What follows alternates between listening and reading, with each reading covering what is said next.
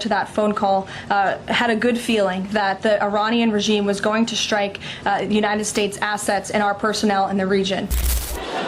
He had a good feeling about it. What more do you need? I mean, why are good feelings for him bad for everyone else? Donald Trump, Karoline Leavitt, Jimmy Kimmel.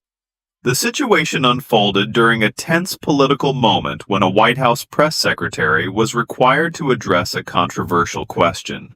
Earlier, Donald Trump accused 6 Democratic lawmakers of engaging in behavior he described as seditious and punishable by death, creating immediate confusion and concern. When asked directly whether the president intended to call for the execution of members of Congress, the response given was a clear denial. Despite this clarification, the atmosphere remained unsettled as the original statement had already gained widespread attention.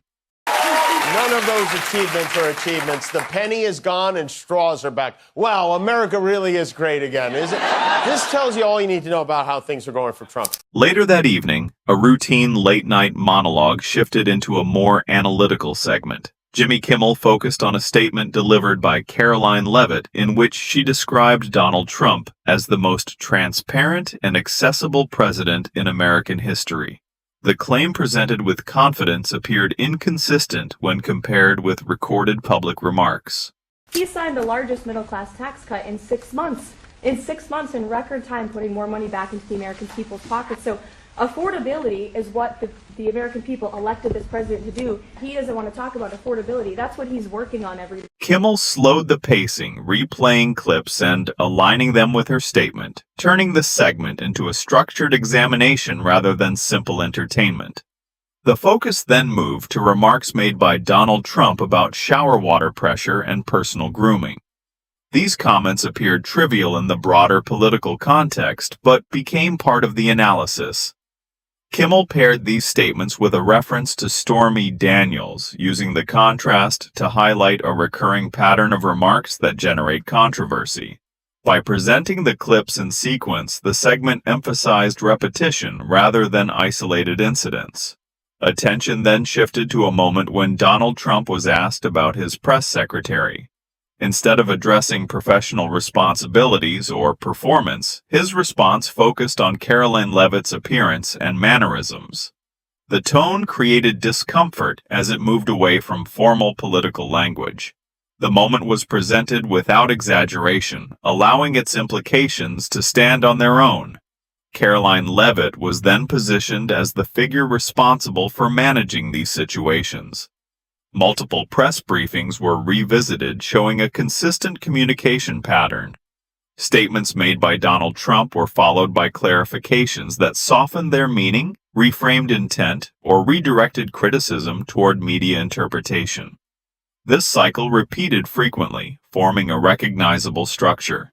The analysis emphasized that when controversial remarks are later described as jokes only after public reaction, they function as a method of retreat rather than humor. Is Karoline great?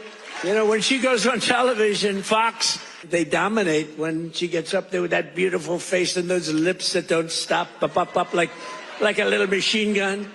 She's got no fear. You know why she has no fear? Because we have the right policy. This observation expanded into a broader critique, suggesting that communication often prioritized presentation over clarity. Each example reinforced the perception of a consistent approach rather than isolated responses. The segment further identified a method of communication based on introducing multiple attention-grabbing statements in quick succession, making it difficult for any single issue to remain the focus. Within this structure, Karoline Leavitt's role was presented as maintaining continuity, ensuring each situation was addressed quickly and normalized.